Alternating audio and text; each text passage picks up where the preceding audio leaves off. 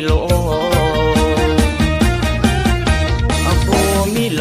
นัวจังแดยังผู้เลจนาตัวชอบมาผู้มองเดี๋ยวที่กาสบายดีพ่อแม่พี่น้องทุกๆคนเนาะที่กำลังติดตามฮัสซุนแล้วก็ยินดีต้อนรับเข้าสู่สอนอาคารวิจีเฮาเนาะยากแล้วบานี้นะคนลำบากเนาะเอาโควิด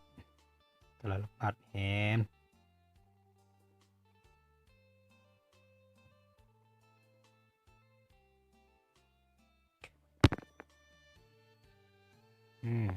เขาได้ยินในบ้านกับเราจะไป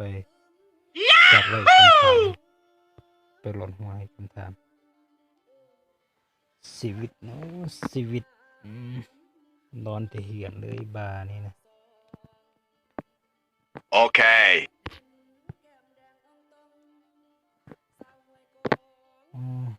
2-3 มื้อเนาะนอนบ่ได้อดจะเหือนเนาะเสร็จแล้วบานี้นะ